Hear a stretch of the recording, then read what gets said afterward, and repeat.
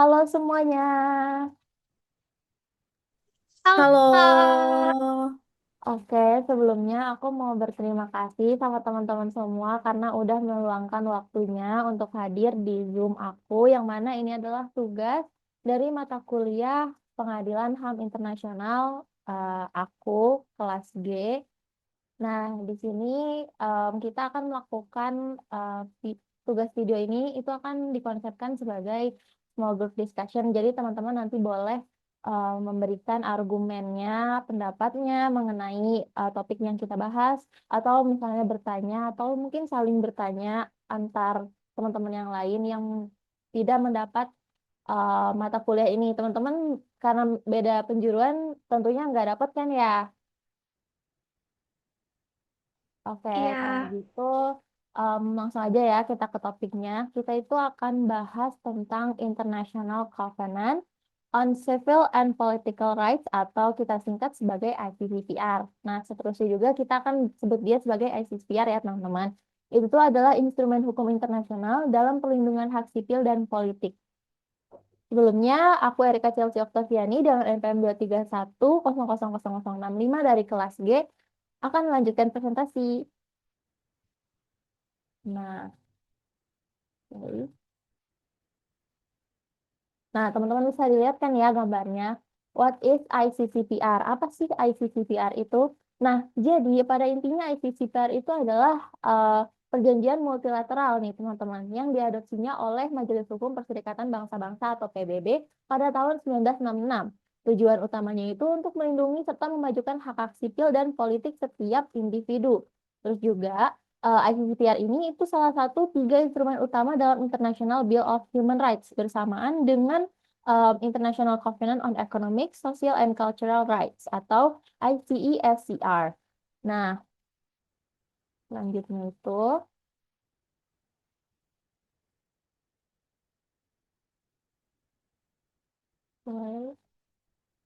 selanjutnya itu ada sejarah singkat ya guys. Nah, jadi akar historis dari ICCPR itu berasal dari Universal Declaration of Human Rights atau UDHR di tahun 1946. Konteks pembentukannya gimana sih? Jadi ICCPR itu sebenarnya terinspirasi dari tragedi Perang Dunia II dan Pengadilan Nuremberg. Ada apa sih waktu itu? Nah, kebetulan waktu itu banyak sekali kasus pelanggaran HAM dan juga ICCPR ini didukung oleh gerakan hak sipil di Amerika Serikat dan gelombang dekolonisasi di Asia dan Afrika. Kenapa tuh gerakan hak sipil sama gelombang dekolonisasi itu tuh terjadi? eh itu tuh ada peristiwa yang terjadi yaitu diskriminasi dan juga ketidaksetaraan. Nah, hal-hal yang seperti tadi teman-teman kayak pelanggaran HAM berat, diskriminasi, ketidaksetaraan itu yang melatar belakangi adanya ICCPR. Terus ICCPR ini tuh adopsinya mulai berlaku setelah ditetapkan oleh Majelis Umum PBB pada 1966 dan berlakunya itu pada 23 Maret 1976. Nah, di sini juga di sebelah kanan kalian bisa lihat itu kan ada history ICCPR itu menandai transformasi HAM dari yang sekadar cuma prinsip moral menjadi kewajiban hukum internasional. Nah, itu tuh maksudnya gimana sih? Maksudnya tuh negara-negara yang sebelumnya itu meratifikasi perjanjian ini hanya sebagai um, prinsip moral aja, sekarang itu sudah menjadi kewajiban karena ada komite yang menjadi badan pengawas dari pelaksanaan ICCPR itu. Nah, selanjutnya ada purpose of ICCPR. Purpose of ICCPR ini tuh apa sih? Itu tujuan utama dari International Covenant on Civil and Political Rights itu sendiri, guys. Jadi untuk menjamin, um, sebentar ya, kita baca lagi ini ya. Untuk menjamin dan melindungi kebebasan sivil serta hak-hak politik di setiap individu secara universal. Maksudnya universal itu apa? Maksudnya itu em, mencangkup keseluruhan gitu, bukan cuma warga masyarakat tertentu. Terus juga di sini ada hak-hak fundamental yang diatur di ICCPR. Kalian bisa lihat itu ada hak hidup di pasal 6, hak atas kebebasan dan keamanan pribadi di pasal 9, hak atas peradilan yang adil dan terbuka, dan sebagainya. Em, anyway, itu kelihatan kan ya hak-haknya apa aja. ya terlihat. kelihatan. Oke, kita lanjut ya berarti. Nah, Selanjutnya itu ada implementasi ICCPR di Indonesia. Nah, meskipun Indonesia itu sudah meratifikasi melalui Undang-Undang Nomor 12 Tahun 2005 tentang pengesahan ICCPR ini, sebenarnya dalam pengimplementasiannya itu masih banyak kekurangan nih. Karena kan tujuan utamanya kan untuk menjamin pelindungan hak-hak sipil dan politik warga negara Indonesia yang sesuai dengan standar internasional. Tapi dalam pelaksanaannya masih terdapat kendala, yaitu masih terdapat pelanggaran HAM terhadap hak sipil dan politik warga masyarakatnya, terus juga harmonisasi hukum nasional sama prinsip ICCPR yang belum optimal, terus juga masih ada ketidaksesuaian antara norma dan praktik penegakan hukum di lapangannya. Begitu teman-teman yang diimplementasikan di Indonesia saat ini. Terus juga nih kita bawa contoh nyatanya biar lebih terbayang ya. Nah, jadi waktu sidang peninjauan ICCPR di Komite HAM PBB, tepatnya itu di Jenewa pada Maret 2024, pemimpin Indonesia itu menerima sejumlah kritik yang tajam nih atas kondisi hak sipil dan politik di dalam negara Indonesia. Bentuknya itu adalah pelanggaran HAM berat yang belum tuntas. Nah, teman-teman kira-kira ada yang tahu gak sih em, kasus pelanggaran HAM berat yang belum tuntas itu apa? Kasus yang Yang Munir di itu udah Papua kayaknya belum. bukan? Nah, Mm-mm. itu bener banget sih. Kayak yang Munir, itu tuh pelanggaran HAM berat termasuknya. Dan klasifikasi belum tuntasnya itu bagaimana sih? Karena Indonesia ini hanya menyelesaikan masalahnya melalui lembaga non-yudisial, di mana em, Komite HAM PBB itu menganggap bahwa Indonesia ini hanya mempertahankan hak impunitas negara. Jadi bukan benar-benar menuntaskan masalah dari pelanggaran HAM itu sendiri. Terus juga ada kekerasan di Papua yang tadi udah disebut ya sama Nasya. Nah, itu tuh bentuk kekerasannya gimana sih? Bentuk pelanggarannya itu seperti apa sih? Banyak sekali penculikan-penculikan atau kekerasan yang dilakukan oleh sejumlah aparat nih terhadap apa yang terjadi di Papua. Itu jelas dong melanggar sekali, tidak sesuai dengan prinsip ICCPR. Terus juga ada pemulihan korban yang belum efektif. Maksudnya gimana sih? Jadi tiap-tiap korban yang mengalami pelanggaran HAM berat ini sebenarnya dijanjikan untuk dapat dipenuhi hak-haknya yang belum terpenuhi. Namun sampai sekarang memang belum terrealisasikan. Terus yang terakhir ada ancaman terhadap kebebasan berekspresi. Ini juga kalian pasti tahu kan, yang akhir-akhir ini lagi sering berseliweran dan juga belum lama terjadi. Di mana kita memang masih sangat dirugikan nih bagian ini. Kenapa? Karena kebebasan kita terhadap berekspresi atau berargumentasi di sosial media maupun di kehidupan sehari-hari itu masih dibatasi. Benar gak sih teman-teman? Iya, Iya, benar benar-benar. banget. Relate Iya, ya. bener banget. Kayak contohnya kasus kemarin waktu demonstrasi itu kan. Iya, iya, bener banget Iya, itu. benar-benar. Oke. Nah, teman-teman juga udah ngerasa relate. Aku mau terima kasih sama kalian karena udah mendengarkan penjelasan singkat banget aku tadi. Nah, kira-kira aku mau langsung aja nih lempar ke teman-teman. Ada nggak sih kayak yang pengen ditanyain atau didiskusiin soal ICCPR ini? Boleh, Siti. Oke, terima kasih kesempatannya ya Erika. Eh, Iya. Menyinggung soal tadi ya, kan ngebahas juga tentang Human Rights Committee ini.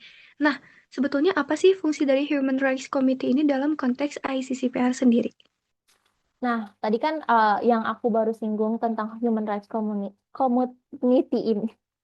Committee ini tuh tentang dia sebagai lembaga yang melakukan pengawasan terhadap penerapan dari prinsip-prinsip ICCPR atau penerapan ICCPR kepada negara yang sudah meratifikasi. Nah, sekarang mungkin aku akan tambahin sedikit aja.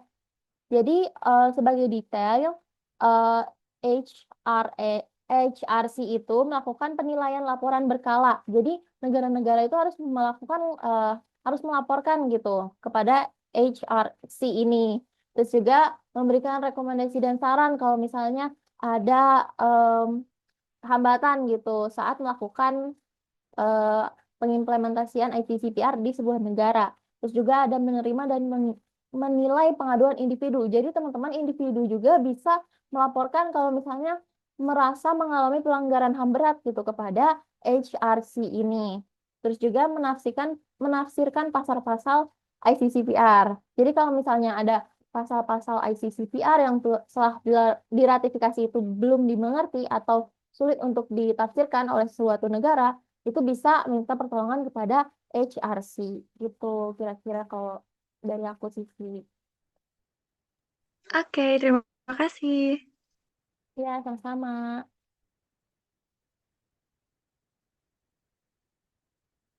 Ada lagi? Oh, Nasya boleh? Mau nanya, tadi kan kita udah ngebahas tentang ICCPR. Aku tuh mau nanya, gimana sih ICCPR ini dapat memperkuat posisi individu terhadap kekuasaan negara? Oh, jadi pertanyaannya tuh lebih kayak posisi individu di suatu negara gitu ya? Bener banget. Oke. Em, Menurut aku, em, ICCPR ini memperkuat posisi individunya itu karena perjanjiannya ini kan membatasi tindakan negara gitu. Jadi lebih menjamin hak-hak dasar bagi setiap individu. Seperti yang tadi, kalau misalnya bahkan eh, ketika ada individu yang merasa mendapat pelanggaran HAM berat, dari negaranya pun bisa melapor ke HRC sebagai salah satu lembaga yang menjalankan fungsi dari ICCPR ini. Terus juga kayak individu itu bukan sebagai objek kekuasaan gitu, tapi pemegang hak yang wajib dilindungi. Jadi individu ini kedudukannya lebih jelas gitu. Gitu kira-kira Nasya. Oke, makasih banyak. Iya. Oke, Azara juga mau nanya boleh? Iya, aku mau nanya. Tadi tuh kamu ngebahas kalau implementasi SSPR di Indonesia masih belum efektif ya. Iya, benar. Jadi aku mau nanya nih, menurut kamu pelajaran apa sih yang bisa dari penerapan ICPR di negara lain untuk diterapkan di Indonesia? Nah, oke, kalau menurut aku ya, kalau untuk pelajaran itu sebenarnya seperti yang ada pada prinsip-prinsip ICCPR aja gitu. Lebih ke penegakan hukumnya itu adil, kebebasan berpendapatnya juga dilindungi. Terus mungkin kalau ada mekanisme pengadilan HAM juga lebih terlihat transparansinya gitu. Tapi kalau misalnya ada pengen tahu nih contoh negaranya yang agak-agak merepet ke perfect dalam penerapan ICCPR itu kayak Kanada sama Jerman nih teman-teman. Kalau di Jerman itu pengadilan konstitusinya itu aktif menindak pelanggaran hak asasi oleh pemerintah. Jadi bukannya pasif, misalnya kayak kalau misalnya ada rakyat merasa dirugikan atau hak-haknya dilanggar oleh pemerintah atau oleh negara, di Indonesia kan masih tergolong pasif ya, tidak ada tindakan apapun, atau mungkin kalaupun eh, ada efek samping atau dampak-dampak yang tidak mengenakan gitu dari setiap individu yang melapor. Tapi kalau di Jerman itu tuh lebih terjamin. Terus juga em, lebih baik, berarti kalau begitu kita dapat menyimpulkan kalau kita tuh lebih baik mencontoh negara-negara yang sudah hampir berhasil menerapkan prinsip-prinsip ICCPR kayak yang aku sebut tadi, Jerman gitu contohnya. Gitu. Jelas banget. Makasih ya. Sama-sama. Teman-teman gimana yang lain ada yang mau disampaikan dulu gak nih soal ICCPR gitu?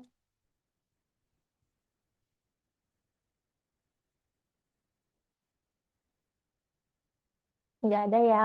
Mungkin ya karena ini Ya, baru cukup. pertama Ya. juga, ya. Mungkin nanti kalau misalnya ada hal-hal yang menarik lagi soal ICCPR, bisalah diobrolin gitu. Nah, kalau begitu aku mau kasih tahu references aku waktu pas nyusun em, PPT ini untuk ngejelasin ke kalian. Dan mungkin kalau misalnya kalian sebenarnya lebih tertarik lagi, tapi belum punya bacaan yang cukup nih untuk berpendapat, bisa lihat juga di references yang aku baca. Kalian kalau mau screenshot silakan atau terserah. Mungkin sekian dari aku. Teman-teman juga udah cukup kan ya?